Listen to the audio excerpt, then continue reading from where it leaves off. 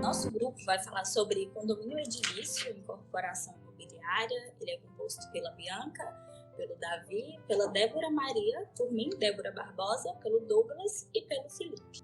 De imediato, vamos diferenciar o condomínio edilício do condomínio geral, né? O condomínio geral, ele ocorre quando dois ou mais direitos de propriedade incidem sobre o mesmo bem, seja ele imóvel ou imóvel. Já o condomínio edilício, ele só ocorre quando esse bem é imóvel e ele possui partes privativas e partes comuns, que daqui a pouco eu vou explicar mais um pouquinho sobre elas. A regulamentação do condomínio edilício ficou sedimentada na Lei 4.591, de 64, que foi parcialmente revogada pelo Código Civil, que também passou a regulamentar essa matéria. Quanto à instituição do condomínio, ela pode ser feita por atos entre vivos ou por testamento e é necessário registrar no cartório de registro de imóveis. O Código Civil estabelece 3 pontos bem importantes que não podem faltar na instituição desse condomínio. O primeiro é a discriminação e individualização das unidades de propriedade exclusiva, extremadas umas das outras e das partes comuns. O que seria isso? Seria a delimitação de cada parte que compõe o condomínio. Como, por exemplo, vamos pegar um condomínio residencial, que é o tipo que a gente mais conhece, né? Lá na instituição tem que estar muito claro a metragem de cada apartamento, a metragem de cada vaga de garagem, quantos metros quadrados possui área comum. Eu já vi casos em condomínio de lote em que um lote ficou sobreposto ao outro. E isso gera um grande conflito entre os proprietários. Então, já tendo essa exigência das áreas serem bem delimitadas, já existem conflitos, imagina se não houvesse, né? O segundo ponto é a determinação da fração ideal atribuída a cada unidade, relativamente ao terreno e partes comuns. Daqui a pouco eu também vou explicar melhor o que é essa fração ideal, mas de antemão é algo que não pode faltar na instituição do condomínio edilício. E por fim, o fim a que as unidades se destinam, né? Que, por exemplo, em um condomínio residencial não pode se desenvolver atividades comerciais. E tudo isso tem que estar muito claro na instituição. Quanto às partes e fração ideal.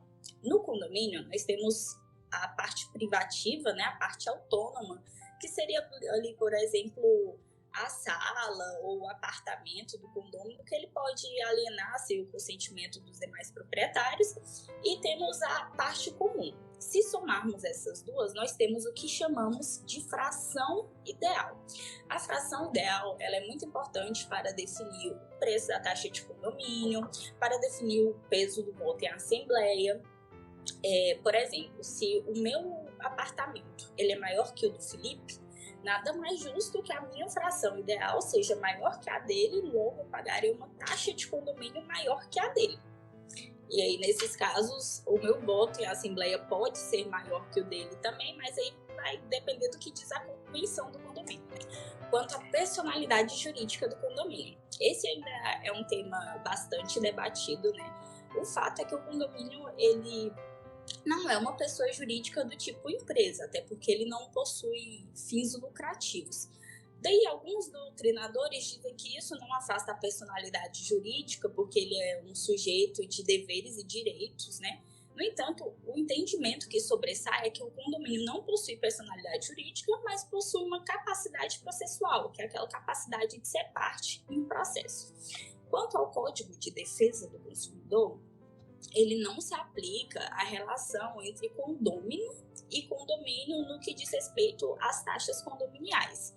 Por que não se aplica? Porque a relação do condômino com o condomínio, ela é obrigacional e o condômino vai ser o próprio favorecido. Por exemplo, ele não pode simplesmente chegar nesse mês e falar: eu vou utilizar a área comum, então esse mês eu vou pagar a taxa de condomínio. Mês que vem eu não vou utilizar, então eu não vou pagar. Não existe isso. Ele tem a obrigação de se manter em dias com a sua taxa de condomínio. Quanto ao uso e fruição das partes comuns, é muito importante que quem mora em condomínio, né, procure manter sempre a boa convivência com os demais moradores, guardar o decoro no uso das partes comuns. Inclusive, essa é uma frase muito presente nas convenções, o decoro e o respeito no uso das coisas comuns. E o Código Civil, ele releva tanto esse ponto que ele estabelece que o teto de uma multa que o condomínio pode aplicar a um condômino infrator do regimento interno é de 5 vezes o valor da taxa de condomínio. Mas se o motivo da multa for comportamento antissocial, essa multa pode chegar até 10 vezes, ou seja, o dobro. Né? Então, o Código Civil ele estimula essa boa convivência entre os condôminos. E existe o time sharing. O time sharing, ou multipropriedade, ele passou a ser regulamentado pelo Código Civil em 2018, né, até bem recente, e é um condomínio em frações de tempo. O que seria isso? Vamos supor que eu e mais 3 colegas aqui compramos uma casa de praia e vamos adotar esse regime de condomínio de time sharing. Significa que em um ano, cada um de nós vai poder desfrutar dessa casa de praia durante 3 meses. Ou seja, vai dividir em frações de tempo. Esse regime de fração de tempo ele pode ser fixo, né? Vamos supor que todos os anos, em janeiro, fevereiro e março, eu posso desfrutar dessa casa de praia. Ele pode ser flutuante no sentido de que a cada ano a gente defina quem vai ficar com a casa de praia em cada período. Ou pode ser misto, que é a mistura do regime fixo com o flutuante. O Código Civil estabelece que o período mínimo que cada usuário pode usufruir desse imóvel seja de 7 dias. E a convenção desse tipo de condomínio, ela tem que ser muito minuciosa. Ela tem que trazer pontos como a capacidade máxima de pessoas na casa, de quem será a responsabilidade pelas manutenções. Então, ele é bem mais minucioso do que o normal. Agora eu vou passar a palavra para a minha colega Bianca. Bom dia, gente.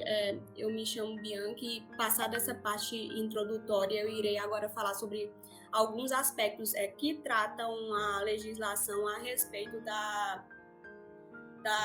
do condomínio edilício, né? Então, primeiro falaremos a respeito da convenção condominial, que, como a Débora falou, né, é a norma máxima do condomínio. A convenção condominial, ela vai constituir, o ato constitutivo do condomínio, né? E é um sistema normativo que vai disciplinar as relações internas entre os condôminos e também vai tratar de questões administrativas, de questões estruturais, né? E ela é aplicável a todos, condôminos e não condôminos, e devido ser uma normativa cogente, ela também irradia seus efeitos a qualquer pessoa que venha manter relação com o condomínio, seja ela condômina ou não condômina, e que também venha a ter relação, né? Então, ela é celebrada por escrito devido à sua importância, né? E é instituída através de escritura pública ou de instrumento particular. E geralmente ela vem apresentada logo após o ato de instituição do condomínio com a incorporação, né? E sua aprovação fica para um momento, sua aprovação definitiva fica para um momento posterior a essa minuta, porque como a lei vai estabelecer um quórum qualitativo de no mínimo 2/3 das frações ideais para que haja aprovação da convenção em assembleia, tanto para se aprovar algo relacionado à convenção, quanto para se alterá-la, né? Então, sobre o que vai versar de fato a convenção. O Código Civil vai trazer lá nos artigos 1332 e 1334 alguns requisitos, né, que devem constar especificamente na convenção, que é esses que estão dispostos aí, né, que é as taxas e o modo de pagamento das contribuições, a forma de administração, a competência da Assembleia, as sanções em relação aos próprios condôminos, o regimento interno, o fim a que se destinam as unidades, né, a individualização e a descriminalização das frações ideais, e além de outros temas que, como vai dizer o caput do artigo 1334, que por bem houverem os interessados de estipularem. Então, existe uma gama bastante diversa de coisas que podem conter na convenção, mas é claro que desde que sejam respeitadas as leis maiores, né, a ordem pública e, enfim, não existe também uma obrigatoriedade de registro da convenção num cartório de registro de imóveis, mas para que ela surta efeito em relação a terceiros, haverá a necessidade desse registro. O regimento interno, ele é uma norma complementar, é um documento complementar à convenção, e ele também é parte integrante da convenção. São documentos distintos, né? O regimento interno, diferentemente da convenção, ele vai tratar de normas de conduta, normas de comportamento mais pormenorizadas, sabe? Em que se é esperado, né, da convivência entre os condôminos, né? Então, a convenção, o regimento interno, ele vai tratar de normas de boa vizinhança, né, sobre o horário de uso, por exemplo, das partes comuns, do horário de uso da piscina, sobre a perturbação do sossego, né, sobre a data de pagamento das taxas condominiais, por exemplo, né? E o regimento interno, ele sempre vai ser elaborado ele pode ser elaborado na hora que se elabora também a convenção, ou em momento posterior, mas ele sempre será desenvolvido de forma coletiva entre os condôminos, né? E também não se reclama a obrigatoriedade do registro de imóveis do regimento interno, mas acontece da mesma forma com a convenção, para que ele seja oponível a terceiros se há necessidade do registro.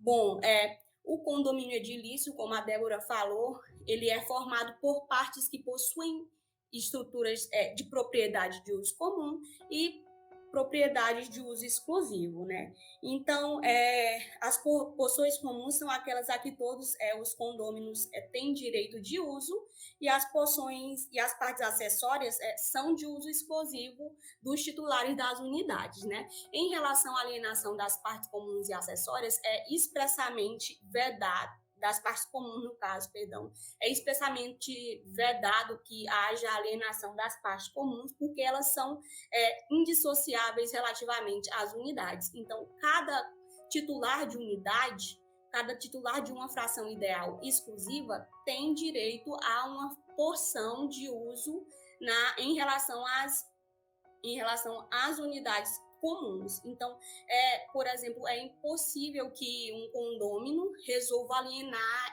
por exemplo, o elevador do prédio, que é de uso a todos, né? Servem a todos, e por consequência dessa alienação, até impossibilitando que os demais condôminos tenham acesso à via pública. Então, é totalmente proibido que haja alienação das partes comuns. Em relação às partes acessórias, as partes acessórias é permitida a alienação, só que é permitida a alienação das partes acessórias desde que seja isso descrito na convenção, e de que a Assembleia Geral não se opõe à convenção. Está descrito lá no parágrafo 2º do artigo 1339. E o que são essas partes acessórias? Essas partes acessórias, geralmente, elas são partes anexas às unidades principais. Elas são de propriedade exclusiva, mas elas não são partes suscetíveis de utilização independente, não possuem autonomia, né? Então, elas não possuem essa autonomia por não, por exemplo, possuírem uma fração ideal própria, por não possuírem um registro próprio no cartório de registro de imóveis, né? E ela, devido a esses fatores, ela se configura como parte acessória de uma unidade. E pode ser alienada, mas desde que pode ser alienada a condômino, inclusive, não pode ser alienada a pessoas estranhas ao condomínio. Só podendo ser feita essa alienação a terceiros se a convenção permitir e a Assembleia Geral não se opor. Agora, em relação às vagas de garagem, as vagas de garagem, diferentemente das partes acessórias, elas já se constituem como partes susceptíveis de utilização independente e elas são dotadas de autonomia, né? Então, elas possuem uma fração ideal própria, são fundadas em fração ideal própria, possuem um registro próprio no cartório de registro de imóveis, né? Então, elas não são uma unidade que são anexas às unidades principais, né? E elas também poderão serem alienadas, isso daqui é fixada a mesma regra, a condômino, né? Mas a alienação em relação a terceiros ao condomínio não será permitida. somente será permitida essa alienação caso permita a convenção, como vai estabelecer o parágrafo 1º do artigo 1331. Só será permitida a alienação se houver expressa disposição na convenção. Mas aqui, no caso das vagas de garagem, que são unidades autônomas, elas não existem vagas de garagem que também podem ser acessórias, desde que elas não tenham matrícula própria. Mas em relação às vagas de garagem, que são unidades autônomas, não necessita, por exemplo, de que a Assembleia se oponha à convenção. O que está estabelecido no artigo 1º, no parágrafo 1º do artigo 1331, é que haja permissão da convenção. Em relação à locação de garagens ou espaços de estacionamentos, em relação a isso aqui, a locação, se há uma quebra da ideia de que, por exemplo, as partes acessórias elas são inseparáveis das partes comuns e que as garagens são inseparáveis das unidades comuns, porque haverá a possibilidade de ser feita essa locação. Essa locação ela será remunerada, né? E existe o Código Civil vai estabelecer uma ordem de preferência, né? Essa locação poderá ser feita contanto que haja uma ordem de preferência aos demais condôminos, e entre esses condôminos as pessoas que estejam ocupando de fato o condomínio edilício, a edificação. Então, reserva-se essa preferência às pessoas que ocupam de fato o edifício, né? E em relação a terceiros também vai ficar fixada a mesma regra que se fixa em relação à alienação das partes acessórias e das vagas de garagem. Em relação a como se proceder com o ato de locação, né? Ela deverá ser documentada, ela deverá ser documentada por escrito e endereçada aos demais condôminos, né? Ou então ela poderá ser feita por meio de aviso. Em relação ao exercício de atividades profissionais na unidade destinada à habitação, é completamente vedado que condômino utilize utilize a unidade que é destinada à habitação de forma desvirtuada daquilo a que ela se presta, né? Como a Débora havia falado. Então, fica proibido que o condômino ele dê destinação diversa daquela que possui o prédio, né? E quando o prédio é de natureza residencial, é completamente proibido que ele utilize o prédio para, por exemplo, exercer atividades liberais ou profissionais na unidade que é destinada à moradia. Se caso o condomínio fizer isso, poderá o síndico propor ações, né, inclusive de natureza jurídica, para impedir que essas atividades continuem sendo exercidas. Inclusive, também poderá um síndico impedir que pessoas clientes, né, públicos clientes, adentrem a unidade. Em relação à disciplina e limitações na utilização das partes comuns.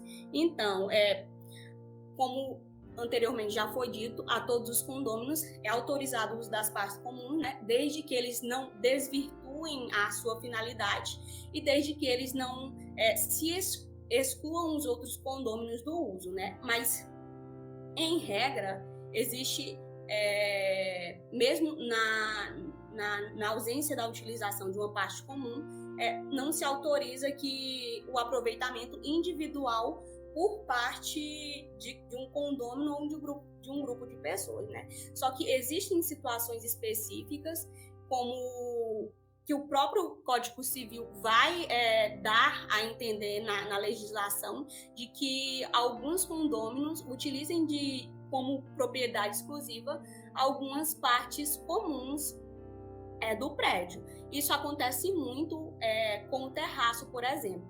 O terraço, em razão de estar situado acima, ele, em um condomínio de edifício de horizontal, está situado acima, ele é parte adjacente de uma unidade. Então, a maioria dos condôminos, eles não possuem acesso ao terraço e eles não utilizam do terraço.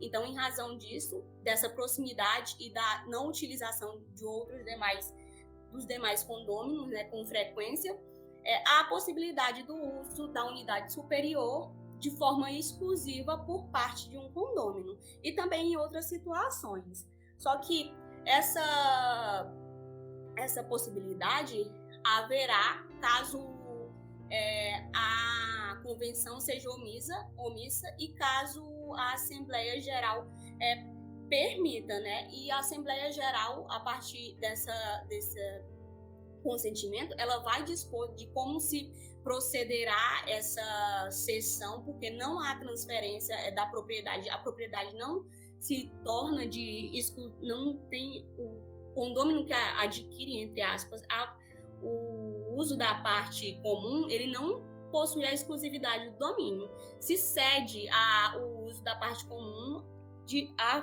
ao proveito do titular da unidade.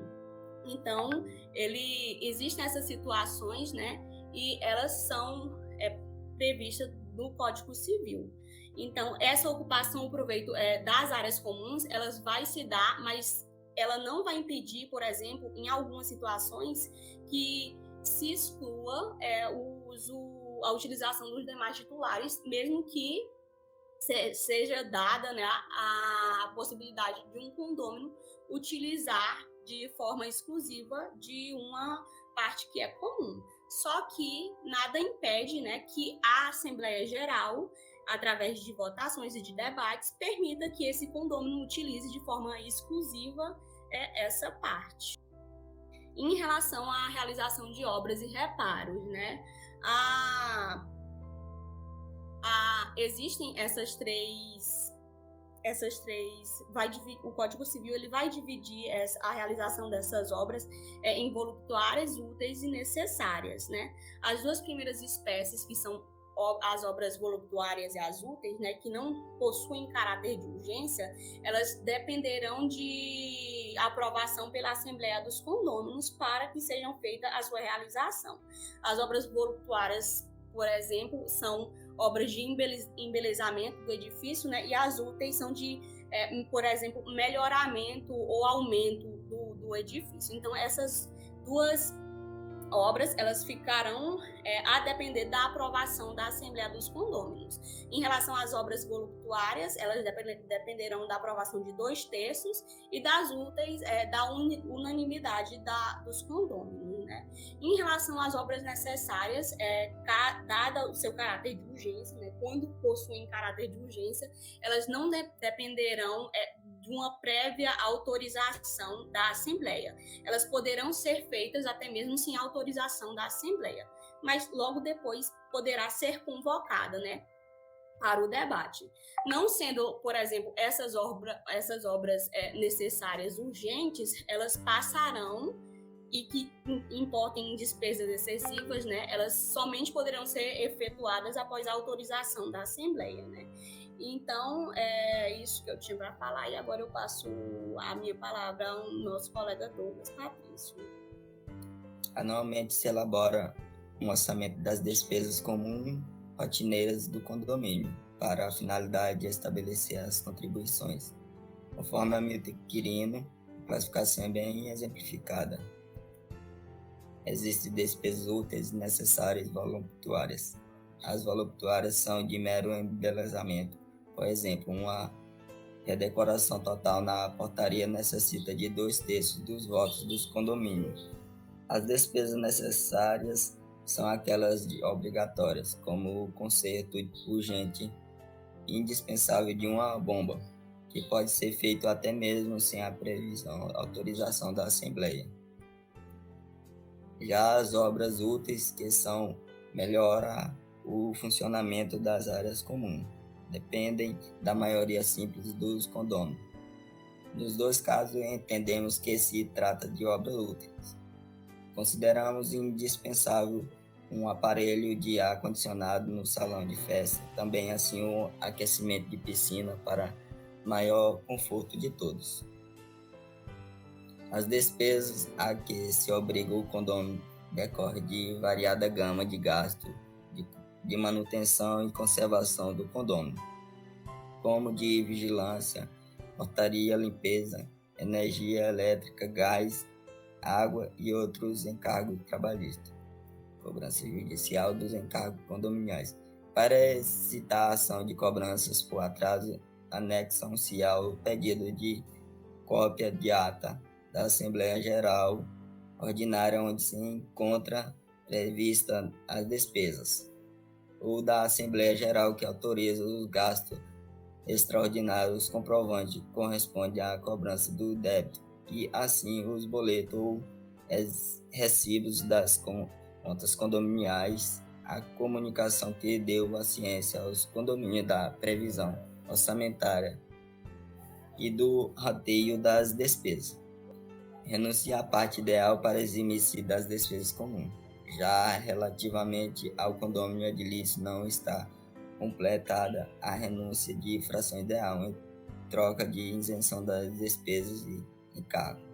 A renúncia de qualquer condômino aos seus direitos, em caso de algum, valerá como escusas para exonerá-lo de seus encargos. Nas demais violações da lei ou convenções, a prescrição se dá em 10 anos, por falta de previsão de prazo específico. A prescrição ocorre em 10 anos quando a lei não lhe há fixado prazo menor. Em relação a pretensões anulatórias com base nos vícios de consentimento, erro, dolo, coação, o prazo é de decadência, sendo de 4 anos aos estabelecer, e de 4 anos o prazo de decadência para pleitear-se a anulação de negócio jurídico contado. Constitui a obrigação de todo o condomínio concorrer para as despesas condominiais na proporção de sua contraparte, dada a natureza de comunicar singular do condômino, sendo de interesses comuns que se sobrepõem ao interesse individual. As despesas condominiais incluem as decorrentes de decisões judiciais. São obrigações pro perrengue e, por isso, será responsável pelo seu pagamento, na proporção de sua fração ideal, aquele que detém a qualidade de proprietário da unidade obrigatória, ou seja, titular de um dos aspectos da propriedade, posse, gozo, fruição, portanto, uma vez ajudada a execução em fase do condômino, se inexistente patrimônio próprio para a satisfação do crédito, podem os condôminos ser chamados a respeito pela dívida para a proporção de sua fração ideal.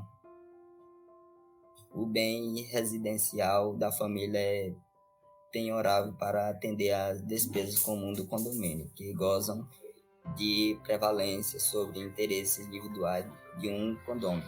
Alienação de imóvel em rasta pública com formação ideal acerca de existência debitado condominiais.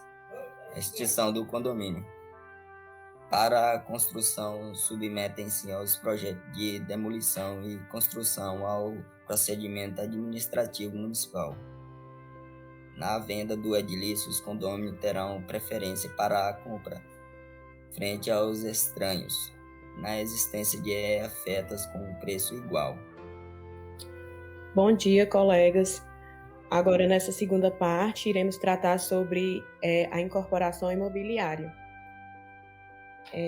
Sobre as origens, a ideia de incorporação. A incorporação, aqui estudada, ela tem uma dimensão muito especial, porque ela se constrói acima do mesmo e a sua formação se dá devido a uma copropriedade em favor de várias pessoas. As origens legislativas. O tratamento legislativo no Brasil sobre a incorporação, ele foi incrementado através da Lei 4.591, e antes dessa lei não se existia um ordenamento que tratasse com abrangência sobre a incorporação imobiliária. A incorporação no início. Sempre se existiu construções de prédios altos e com mais de um pavimento, e nesses se residiam várias pessoas em cômodos separados, se estabelecendo divisões de vários profissionais que desempenhavam os trabalhos independentes uns dos outros. conceito, composição e característica.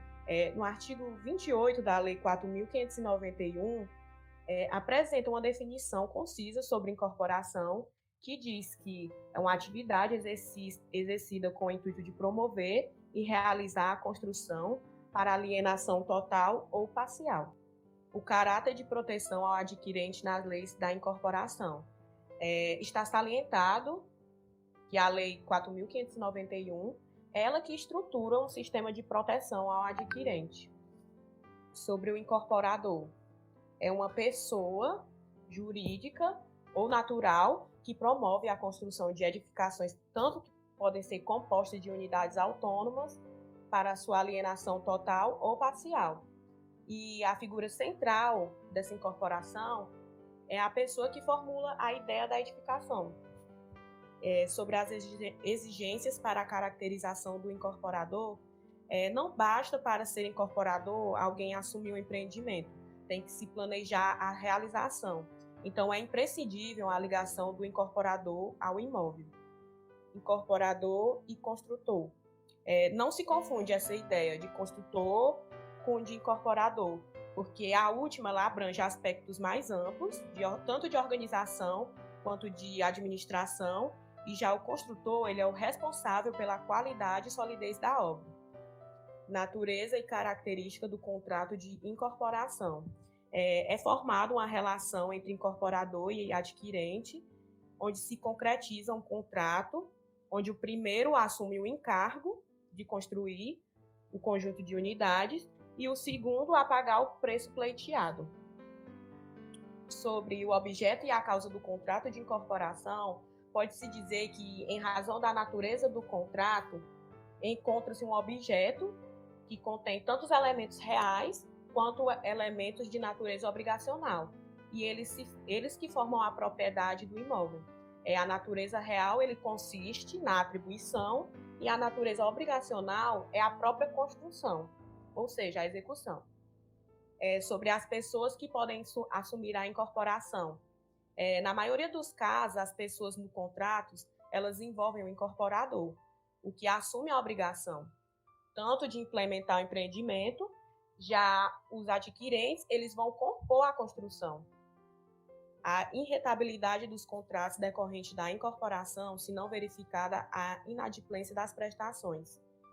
Essa incorporação, ela compõe a irretabilidade dos contratos celebrados com os adquirentes de frações ideais e de unidades. Eles estão relativamente ligados ao incorporador, no prazo de 68 dias, e eles são facultados à denúncia de incorporação. O contrato de incorporação e elementos componentes. A incorporação imobiliária, ela se dá origem a novas entidades, ou seja, a novas propriedades, e elas partem da elaboração do memorial das edificações coletivas. O contrato de incorporação e elementos componentes. É através do contrato de instituição que o empreendedor ele obriga a realizar a construção da edificação. E elas são divididas em unidades involuntárias para a finalidade de transmitir a propriedade a interessados em adquiri-los. A responsabilidade dos adquirentes no financiamento hipotecário da construção. É frequente um incorporador contrair os empréstimos para a construção e oferecer como a garantia o seu imóvel ou a construção. O registro de incorporação. Para que seja possível a comercialização de um condomínio na planta, é indispensável que seja realizado o registro de incorporação imobiliária.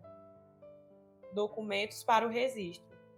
São diversos os documentos utilizados, apresentados no cartório de registro de imóveis, tanto originais quanto cópias, e eles são encaminhados através de requerimentos assinados pelo incorporador. O procedimento para o registro de incorporação. O incorporador ele encaminha o registro de imóveis, especificando o requerimento, e o oficial ele vai proceder examinando, conferindo se está completo e se atende aos requisitos para esse registro. a afetação da propriedade objeto de incorporação. Essa afetação, ela significa prender ou ligar um patrimônio que está em empreendimento com obrigação, ou seja, é um compromisso se liberando enquanto poderá a relação ensejada. Fundamentos que justifiquem as medidas de segurança na incorporação. Essa finalidade ela tem em vista a venda antecipada das unidades imobiliárias ou na venda de imóveis na planta.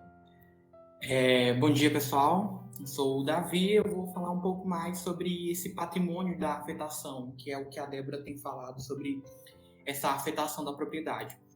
Então, quais são os temas mais gerais que a gente pode falar sobre esse patrimônio da afetação? As garantias pelo instituto vão ser justamente que a gente parte de uma premissa que o objetivo principal da afetação é assegurar uma recomposição imediata dos patrimônios individuais dos adquirentes. Então, essa teoria vem justamente para prestar mais efetividade nessa garantia, considerando que o patrimônio da afetação é constituído do patrimônio do próprio empreendimento imobiliário, ou seja, não se confunde com o restante do patrimônio da empresa incorporadora. Então, a gente fala de um patrimônio que dá credibilidade, que dá uma autonomia ao empreendimento imobiliário, que é contabilmente apartado do patrimônio total da empresa, que é destinado à consecução da incorporação correspondente. Então, é com essa constituição que procura-se dar uma sustentação à edificação, né? Então, sabendo que dentro desses documentos levados ao cartório de registro de imóveis, que é o que a Débora falou, a gente entende que as certidões negativas dão esse aporte, as certidões negativas fiscais dão um aporte de que a incorporadora não tem dívidas relativas que vão poder ser cobradas durante esse processo de incorporação. Só que, então, a gente entende que não se pode falar de uma repercussão de responsabilidade aos adquirentes quando a gente fala de uma dívida à empresa incorporadora. Então, esse patrimônio da afetação é justamente uma separação de uma parte total do patrimônio da incorporadora que vai ser alinhada a um empreendimento específico, a uma incorporação imobiliária específica. Então, a primeiro momento, pode parecer que a gente trata de uma titularidade alheia à incorporadora imobiliária, quando, na verdade, a gente não fala de uma operação de transferência de propriedade. A gente fala de uma segregação patrimonial com o objetivo de dar finalidade à execução daquela incorporação imobiliária, da execução àquela finalidade contratual. Então, coloca-se unicamente um encargo, né, um gravame, uma restrição, tudo objetivando a execução dessa incorporação. Nesse sentido, a gente fala também de uma incomunicabilidade desse patrimônio afetado dentro da incorporação imobiliária. A gente trata de um patrimônio que não se comunica com os demais bens dessa incorporadora, ou seja, não é autorizado ao titular desses bens, essa empresa incorporadora, alienar ou dar um uso alheio àquele diferente pactuado naquele contrato, né? Isso é justamente para dar um aporte a esses adquirentes de que esse bem de segurança não vai ser utilizado a algo que não está relativo àquela execução do empreendimento. Nesse sentido, a gente entende também que esse patrimônio afetado ele é impenhorável, né? Porque ele não pode ser dado como garantia de uma dívida alheia àquele empreendimento, não pode dar uma dívida alheia estranha a esse prédio. Ou seja, não se permite penhora por obrigação contraídas na execução do empreendimento. Isso aí vai ser tratado lá no STJ quando ele fala que certo é que, ao possibilitar a penhora do terreno, no caso esse patrimônio afetado, prejudicaria sobremaneira os demais adquirentes que se associam para concluir a incorporação, inclusive tendo deles partido da iniciativa da instituição do patrimônio de afetação. Ou seja, eu não posso cobrar do adquirente a penhora desse bem futuro, dessa promessa de compra, que seria as unidades individuais, não posso tomar isso como garantia da execução dessa penhora, né?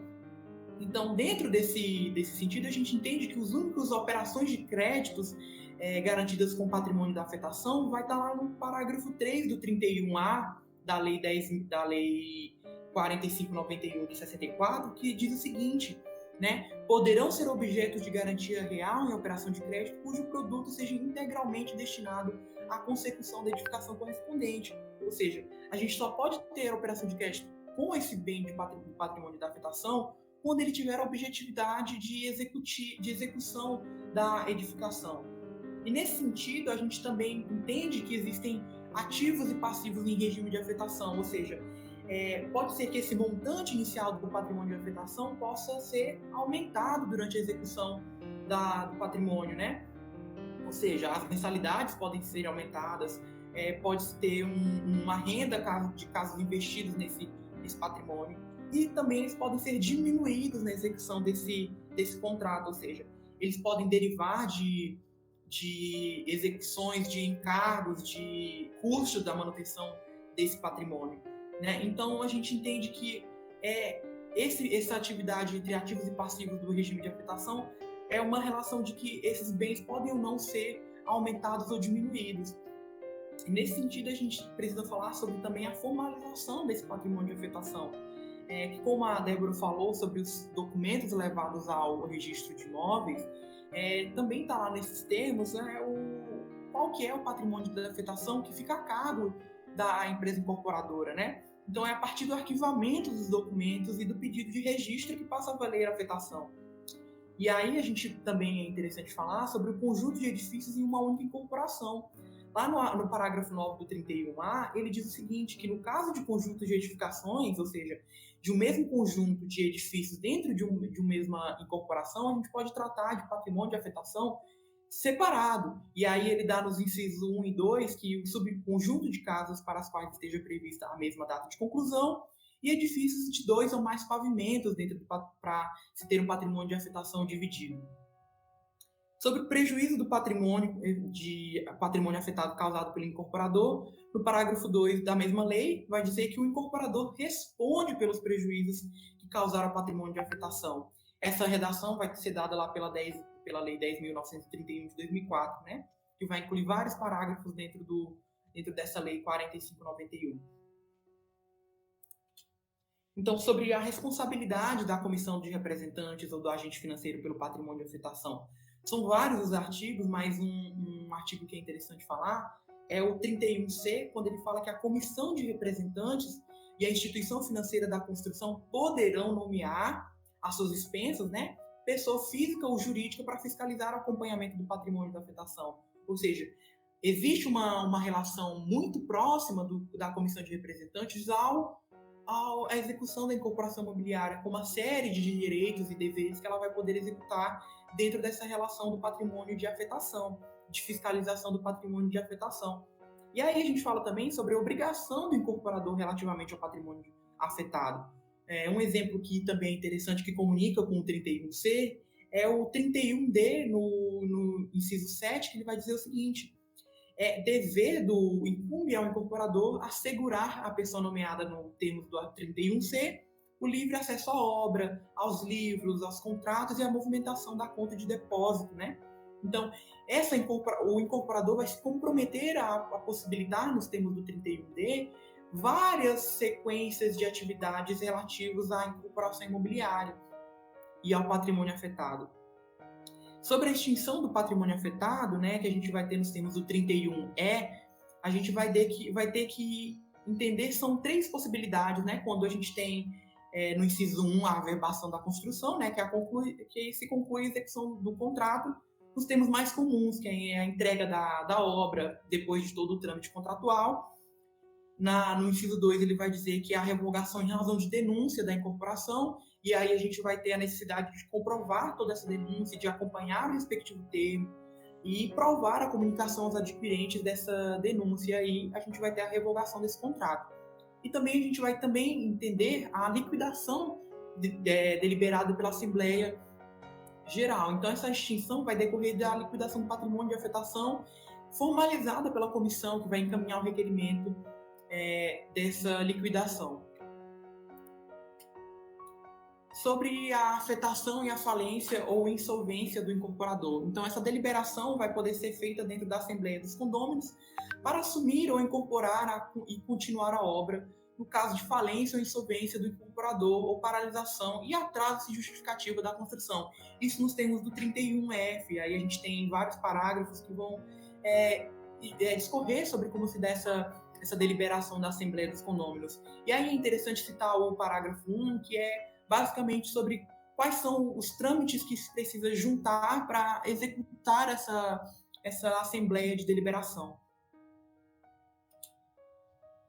Sobre a afetação e a incidência de tributos. Então, a gente tem um regime especial tributário incidente no patrimônio de afetação. Lá pela redação da Lei 10.931 de 2004, o artigo 1 e 2 vai dizer que na opção pelo regime especial, né, uma condição a escolha da incorporadora pelo tributo especial, que vai ser tratado no artigo 1, será efetivada quando atender os seguintes requisitos, né? Quando a gente tiver uma afetação de terreno e das acessões objetos da incorporação imobiliária, conforme dispostos no 31A da Lei 4591. Para finalizar sobre as atividades do incorporador dentro da incorporação imobiliária, a gente pode citar algumas coisas mais sintetizadas, como a responsabilidade do proprietário do terreno juntamente com o incorporador na venda de unidades anteriormente ao registro da incorporação. Ou seja, se houver um encaminhamento ou promessa de venda dessas unidades individuais e por algum acaso não executar a incorporadora não executar a atividade contratuada, a responsabilidade vai ser equiparada ao dono do terreno, a quem se deu essa promessa de compra e venda dessas unidades. Ou seja, equipara-se o proprietário do terreno incorporador sempre que iniciarem promessas de venda, isso nos termos do artigo 30 e 29 da Lei 4591 de 64. Então, o artigo 30 vai dizer: estende-se a condição de incorporador aos proprietários e titulares de direitos aquisitivos que contratem a construção de edifícios que se destinem à constituição em condomínio, sempre que iniciarem as alienações antes da conclusão da obra. Ou seja, se existe uma movimentação anterior à conclusão da obra, fica a cargo do proprietário do terreno, caso não seja executada essa atividade prometida pela incorporadora, de executar a atividade contratuada. Ou seja, os que a gente vai ter uma vinculação entre o proprietário do terreno e o incorporador. A gente vai ter uma equiparação de atividade entre esses dois entes. E aí, sobre a entrega dos contratos definitivos de aquisição das frações ideais, né? Então, a gente vai ter nos termos do artigo 35 que o incorporador terá no máximo 45 dias a contar do final do prazo de carência, né, da conclusão da obra, para promover a celebração do contrato competente relativo à fração ideal do terreno. E aí vai ter que estar tudo anexado, quanto os termos referentes ao condomínio, aos regimentos internos do condomínio, vão ter que estar tudo anexado dentro desse contrato definitivo. E sobre o habite-se, né, que é essa declaração municipal, emitida pelo órgão municipal, é que, uma vez pronta a construção, o incorporador vai ter que providenciar esse termo do habite-se junto ao órgão municipal encarregado, com a sequência de encaminhar o pedido que avebe a construção no registro do terreno. Ou seja, é para conseguir executar a entrega desses contratos definitivos que se solicita o habite-se, né? Então, após a averbação dessa construção, através do documento do habite-se e os outros documentos exigidos por lei, que o incorporador apresentará o requerimento de individuação, que igualmente sofrerá uma análise ao registro de imóveis, né, para que a gente possa ter uma divisão do desmembramento e o desmembramento dessa matrícula-mãe, dessa incorporação imobiliária. Então, é a partir do habite-se que tem ou da aprovação municipal, que fica autorizada a entrega das unidades aos adquirentes, que passa a valer e exercer a posse, e esses adquirentes vão se responsabilizar pelos encargos que advirem relativos ao condomínio. Os direitos dos adquirentes, eles têm que ter o recebimento da unidade conforme o contrato firmado nos parâmetros dos artigos 31 da Lei 4.591, ressaltado pela Lei 10.931. Bom, aí ele tem que também, o direito dele é receber um contrato definitivo pelo incorporador, encaminhar o registro de imóveis, a averbação da carta proposta e equivalente, e também receber relatórios periódicos a cada 6 meses Também ele pode receber restituição pelo incorporador no caso de atraso da obra, desistências. Ele também tem que estar presente na obra periodicamente. É um direito dele e dever também, para analisar a obra como um todo. Ele também pode notificar o incorporador caso houver necessidade. Ele também pode responsabilizar o incorporador por paralisação notificada. Essa paralisação ela pode durar no máximo 30 dias. Assim, no caso, passado a esse período, o requerente pode ajuizar uma ação para o incorporador, para voltar à obra ou iniciá-la. Obrigações dos adquirentes. Os direitos, os deveres dos adquirentes é manter o controle financeiro, estar na obra, como eu já falei, é um direito e dever dele, participar das assembleias, órgãos de representações aos adquirentes. Tem a Assembleia Geral, que no caso vai ser todos os participantes, e a Comissão de Representantes. No caso da Comissão de Representantes, ela é composta por as pessoas que estão mais próximas da obra, assim, que mais tem convívio com a obra, que vai passar as informações. Eu peguei esses 3 tópicos, no caso foi isso. Bom, a nossa referência é o livro do Arnaldo Rizzardo, que é o Condomínio de Edilício e Incorporação Imobiliária, né, a literatura de 2021, que foi o que deu orientação à nossa apresentação, tanto para o conteúdo de condomínio edilício quanto de incorporação imobiliária. E aí a gente agradece a paciência do professor e dos demais colegas pela apresentação, e a gente fica por aqui, gente. Muito obrigado, um bom dia. Vou apresentar, né, condomínio de lote e condomínio urbano simples. Nosso trabalho vai abordar essas 2 temáticas. Nosso trabalho é composto aí pelo Eduardo Casimiro, Egli Roberto, Hélida Regina, que vos falo, e Fábio Miguel. Eu vou só fazer aqui a apresentação para vocês, né? Que condomínio de lotes, nós abordamos aí os principais conceitos, a finalidade, posicionamento jurisprudencial. Também colocamos aí no condomínio de lotes as modalidades. E, por final, nós falamos sobre o condomínio urbano simples. Então, o resumo do trabalho é isso, pessoal. E a metodologia que nós utilizamos foi livros, né, literaturas aí de professores no âmbito jurídico, depois também entendimento dos tribunais, buscamos também aí resultados de pesquisas qualitativas e pesquisa explicativa que nós iremos abordar no trabalho. Então, eu passo a palavra agora para o Egli, que vai falar aí essa parte de condomínio de lotes, conceitos e características. Bom, primeiro, tá? A gente vai dar uma breve definição de condomínio, já que o tema é correlato a muitos outros. Ele vai tocar em vários pontos que já foram expostos. Tá? Condomínio é quando os direitos do proprietário pertencem a mais de um titular ao mesmo tempo. No condomínio permanece o caráter de exclusividade da propriedade, porque frente a terceiros, tá, o condômino atua como proprietário exclusivo do todo.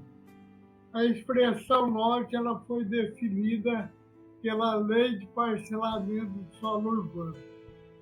Considera-se lote terreno servir de infraestrutura básica de acordo com os índices urbanísticos definidos no plano diretor municipal. Então, gente, não se admite lote sem um mínimo de infraestrutura urbana. Tá? Tem que ter pelo menos um mínimo de infraestrutura. Eu estou aqui brigando para abrir a câmera. Estou conseguindo. A Lei 1364 5 de 2017, introduziu o Instituto do Condomínio de Lotes, que é regido basicamente pelo mesmo regime do condomínio edilício. As únicas normas específicas para o condomínio são as relativas ao cálculo de frações ideais, a responsabilização pela implantação de infraestrutura. Tá? A exemplo do que ocorre no condomínio edilício, faculta-se aos instituidores do condomínio de lotes a indicação dos critérios de cálculo de fração ideal vinculada a cada unidade autônoma. Tá? Existem duas regras mínimas que foram colocadas para afastar qualquer eventualidade, que é o critério de proporcionalidade à área do lote ou ao respectivo potencial condomínio ou ao respectivo potencial construtivo. O condomínio de lotes permite que os terrenos tenham identidade registral própria, em lugar de uma parte do terreno utilizada como parte do terreno reservada como titular de utilização exclusiva dos titulares de edificação, tem-se uma unidade autônoma construída pelo lote com matrículas próprias. Em virtude dessas características, haverá o condomínio de proprietário suportar as despesas de manutenção e conservação das áreas comuns, inclusive de vias de circulação, mas em contrapartida, nenhuma pessoa não autorizada poderá adentrar as dependências do empreendimento. Bom, para fechar, eu vou falar rapidamente sobre o tema que vai ser retomado pelo colega na próxima apresentação, que é a diferença entre condomínio de lotes e loteamento fechado. O loteamento fechado é um loteamento regularmente constituído, cujos logradores têm uso concedido a uma associação de moradores que controla o acesso a eles, cobra prestação periódicas para conservação, manutenção e prestação de serviços de interesse comum que não estão associados a frações ideais da gleba original ou equipamento de uso comum. No loteamento, compra-se apenas a área referente ao lote, enquanto no condomínio será a fração ideal. A segunda diferença entre condomínio de lote e loteamento é o fato de que no primeiro forma-se automaticamente com o registro empreendimento aprovado em cartório, um ente o próprio condomínio. Já no loteamento não se forma nenhum órgão administrativo. A ausência desse procura ser suprido pela formação de uma associação de proprietários que procura administrar o condomínio. Bom dia, meu nome é Eduardo e eu vou falar sobre a obrigatoriedade do pagamento das contribuições do condomínio de lotes e a decisão do STF pela não incidência. Primeiramente, eu vou contextualizar um pouco esse tema. Para pagar os serviços que vão ser feitos no loteamento fechado, como o serviço de portaria, lá do porteiro, de vigilância, de limpeza, é necessário que os moradores eles façam uma cota mensal. Uma taxa do pagamento do condomínio parecida com a que tem nos condomínios edilícios. A diferença é que no condomínio edilício, o pagamento dessa cota ele é um dever previsto em lei, no artigo 1336, parágrafo 1º do Código Civil. No condomínio, de fato, o loteamento fechado, ele não existia nenhum artifício jurídico que obrigasse os moradores a arcar com essa quantia. Daí surgiu o questionamento. Antes da Lei 13.465 de 2017, que eu vou falar logo em seguida, todos os moradores do bairro /conjunto habitacional eles serão obrigados a pagar essa taxa de manutenção, caso o lugar deles tenha sido transformado em um loteamento fechado. A resposta é que sim, é possível essa cobrança por parte de associação de taxas de manutenção e conservação de loteamento fechado do proprietário não associado. Porém, essa cobrança ela é inconstitucional caso a pessoa tenha esse condomínio antes do advento da Lei 3.465 de 2017 ou de outra lei municipal anterior que discipline essa questão. Então, a cobrança é possível desde que o morador já possuísse o lote quando entrou em vigor a lei e ele aderiu expressamente ao ato constitutivo da associação, ou então, 2. Sendo um novo adquirente de lotes, ele vai estar vinculado se o ato constitutivo de obrigação estiver registrado no cartório de registro de imóveis. Ou seja, as disposições da Lei 13.465 de 2017, elas não regularizam os loteamentos fechados que haviam sido construídos antes da sua vigência. Ou seja, caso você tenha sido o proprietário de algum lote de condomínio fechado, você não era obrigado a pagar antes da lei. Mas caso você compre um outro lote que tenha sido feito em 2018, 2019, depois do advento da lei, aí a pessoa se torna obrigada. E, em relação ao STF, essa decisão foi publicada e pacificada pela STF, bem como pela STJ.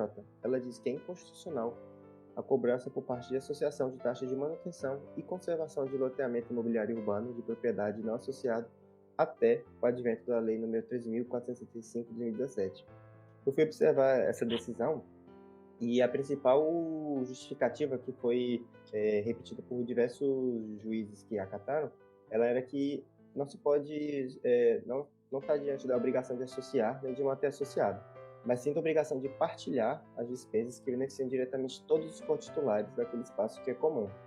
É como se fosse algo que era parte do esforço comum, esforço que vai beneficiar todos, essa decisão deles. Então, de acordo com eles, como todo mundo participa, entre aspas, ali do condomínio fechado, então eles poderiam, de fato, participar ativamente, que aquilo iria beneficiá-los.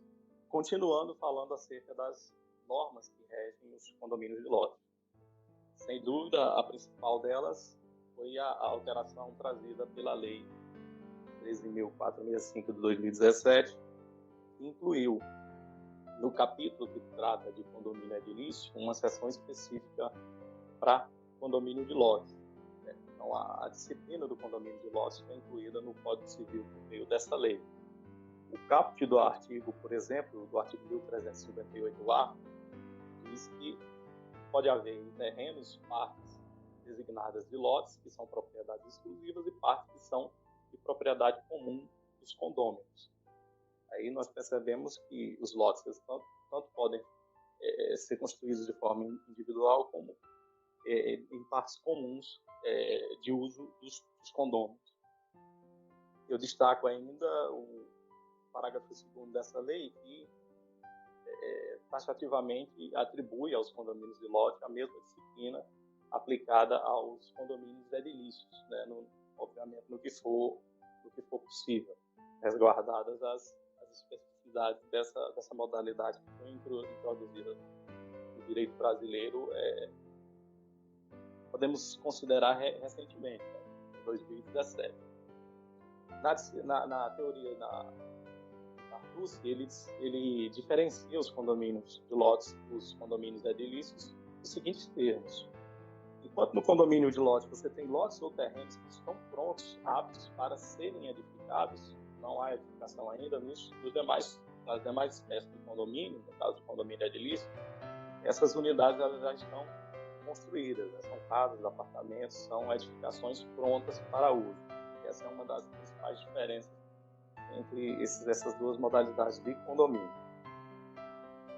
A Lei 13.465, além de introduzir no Código Civil a seção do condomínio de lotes, ela também tem dispositivos próprios autônomos. Então, ela coexiste tanto com as alterações que ela promoveu no Código Civil e em outras legislações aplicáveis, como também ela tem dispositivos próprios com vigência independente. É o caso do artigo 45, só para citar um exemplo, que trata da regularização das unidades aprovadas em projetos anteriores.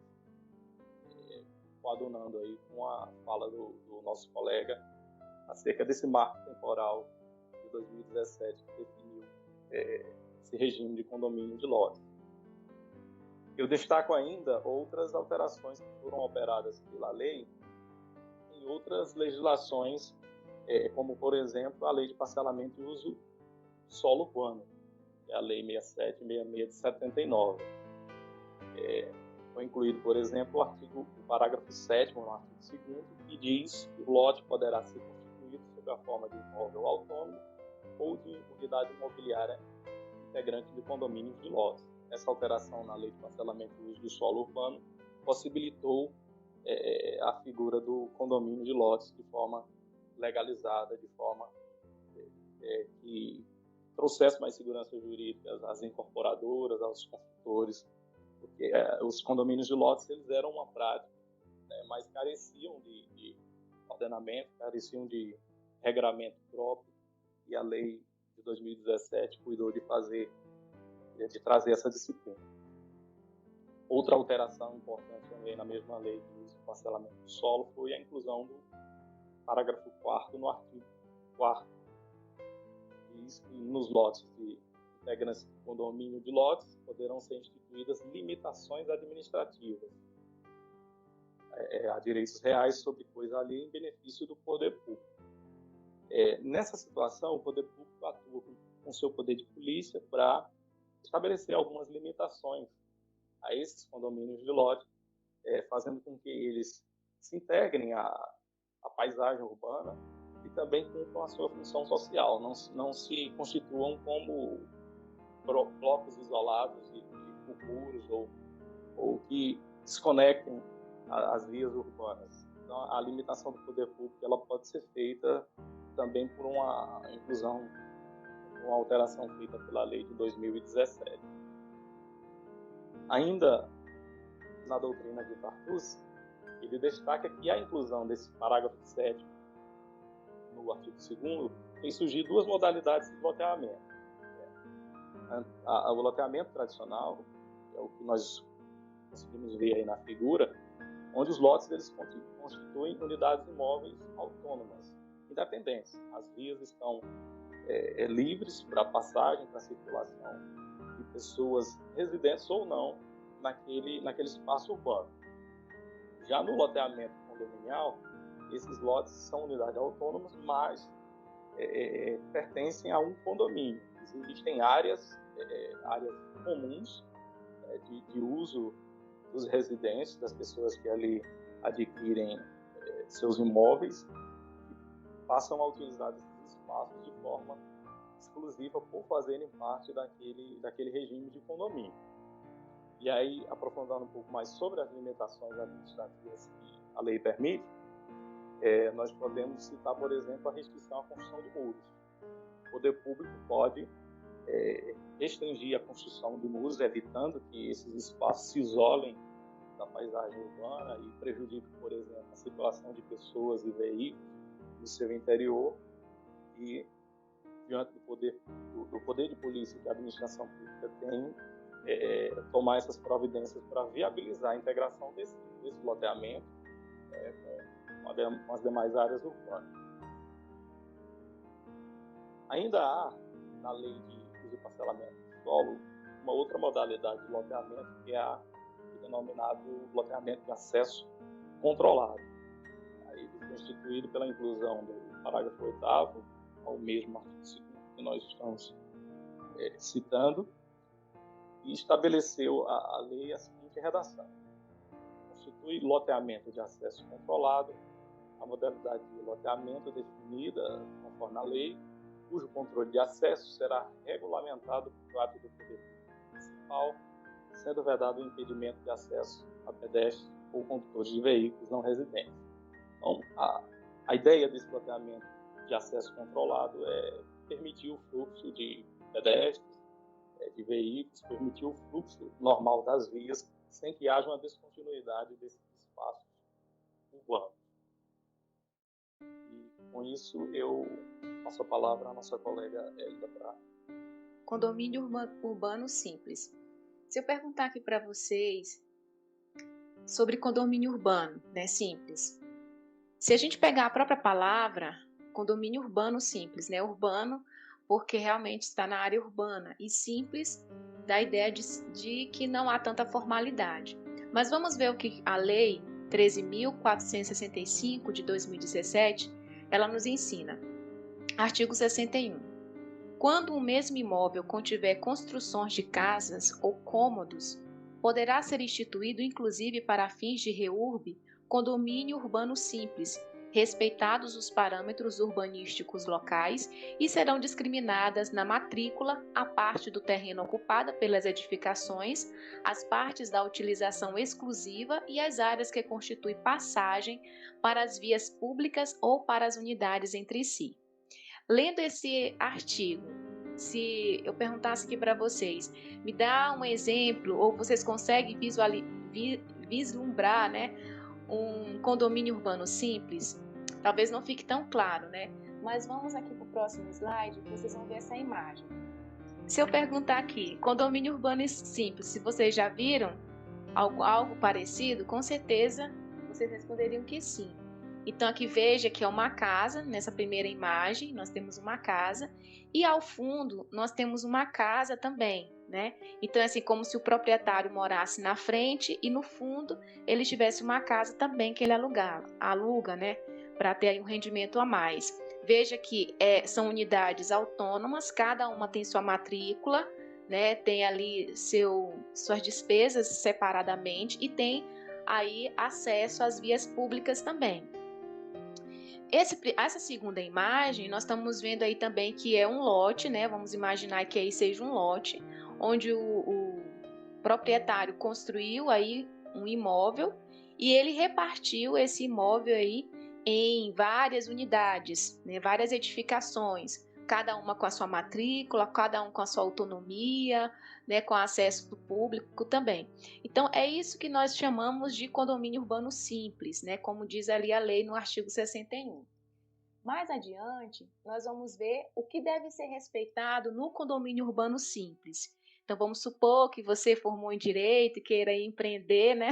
No condomínio urbano simples. Quais são os parâmetros que você vai ter que seguir?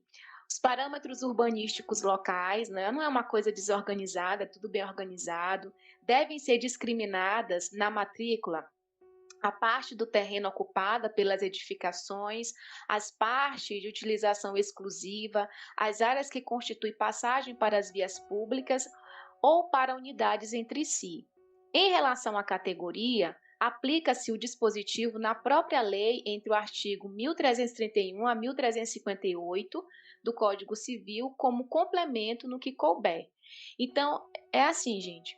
No condomínio urbano simples, algumas coisas que é aplicado no condomínio edilício é aplicado no condomínio urbano simples, só que no que couber, ou seja, quando diz isso, implica entendermos que não segue a formalidade, as exigências que tem no condomínio edilício.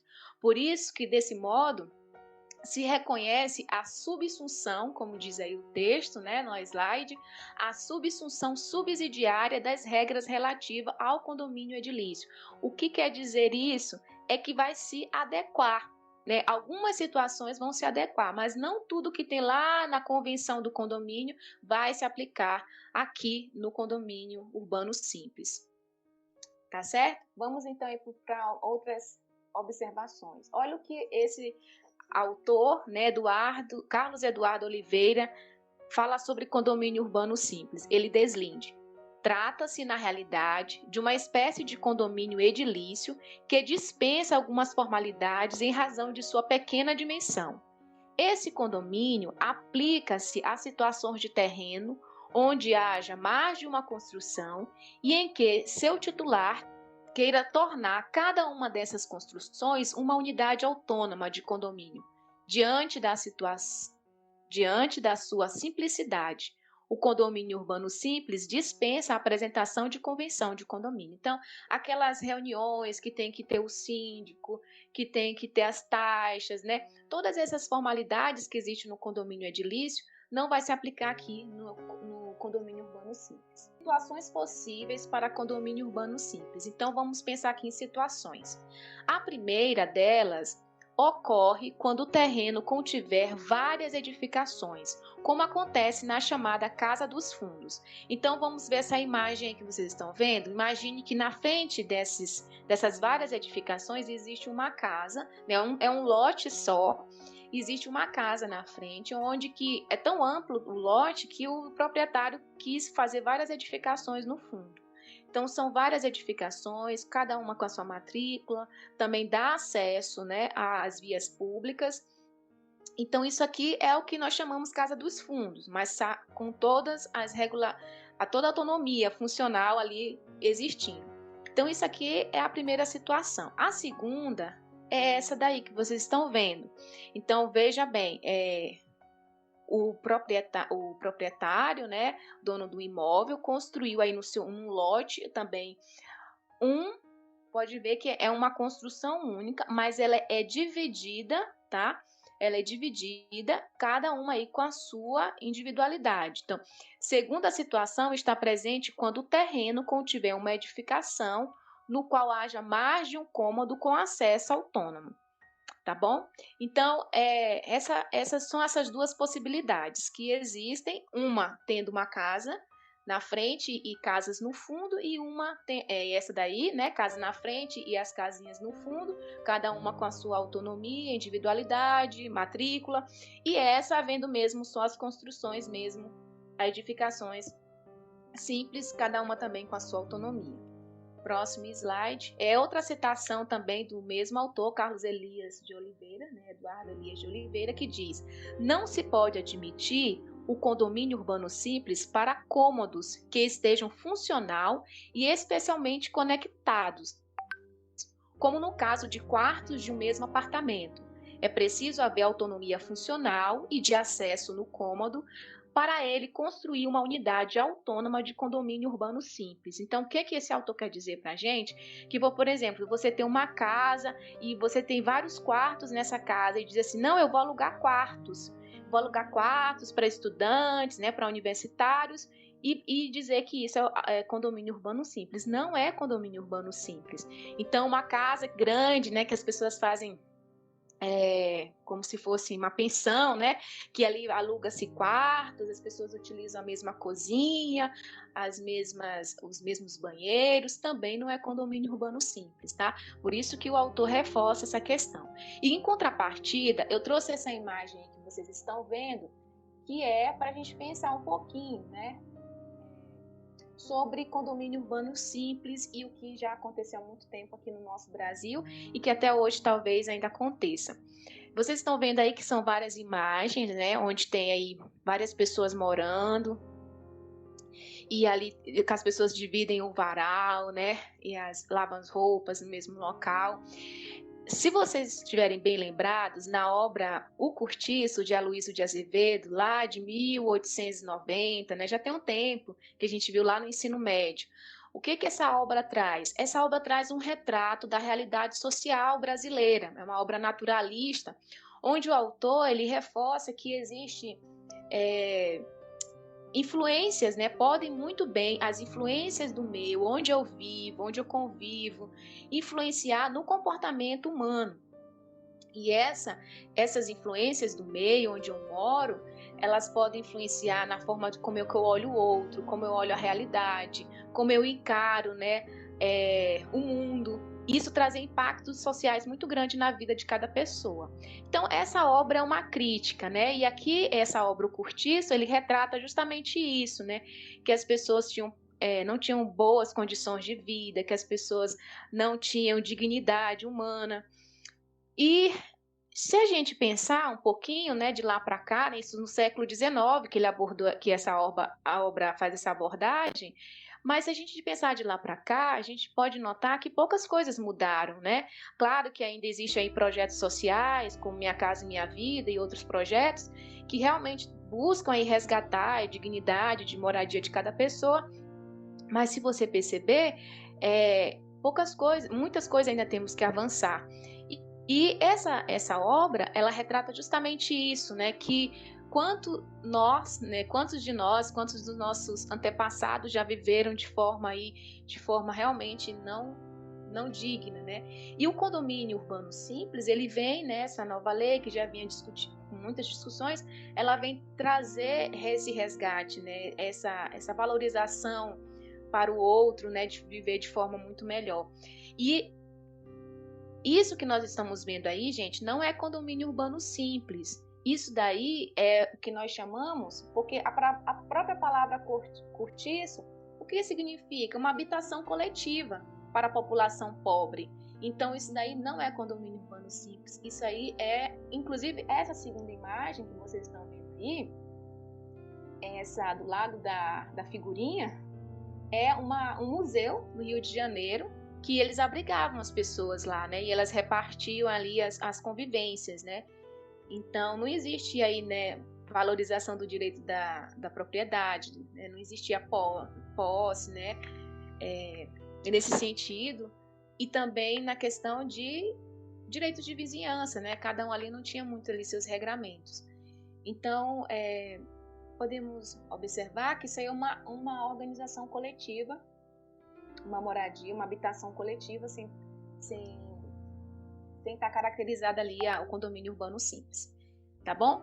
Então aí as instituições do condomínio urbano simples eu trouxe só para a gente finalizar, o artigo 62, que fala que a instituição do condomínio urbano simples será registrada na matrícula do respectivo imóvel, no qual deverão ser identificadas as partes comuns ao nível do solo, as partes comuns internas à edificação, se houver, e as respectivas unidades autônomas dispensada a apresentação de convenção de condomínio. Parágrafo 1º diz: após o registro da instituição do condomínio urbano simples, deverá ser aberta uma matrícula para cada unidade autônoma, a qual caberá, como parte inseparável, uma fração ideal do solo e das partes comuns, se houver representada na forma de percentual.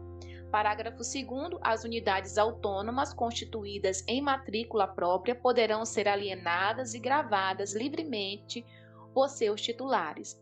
E parágrafo 3º, nenhuma unidade autônoma poderá ser privada de acesso ao logradouro público.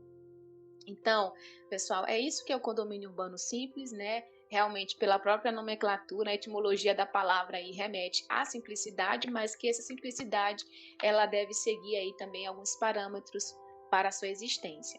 E as considerações finais que a gente traz para vocês é que essa inovação da Lei 13.465 de 2007, ela está a desafiar os civilistas com novas ferramentas e concepções de direito das coisas. No presente trabalho, nós cuidamos especificamente das novas espécies de condomínio e de lote e condomínio urbano simples. E essa temática, ela trata de avanços que convidam os juristas a pensar sobre o direito das coisas, sobre a ótica de garantir segurança proprietária em compatibilidade com a realidade social da atualidade. Então, como lembra bem aí o jurista norte-americano Richard Posner, ele diz: nossa história, nossas tradições e nossos antepassados não são os nossos senhores, mas os nossos instrumentos. Ou seja, o direito ele vai surgindo e vai se adequando frente às realidades sociais.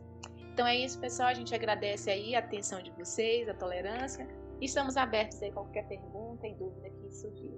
Essas são as nossas referências, né? Buscamos aí na lei, buscamos aí nos julgados e em autores como aí o Tartucci e o Pablo Stolz.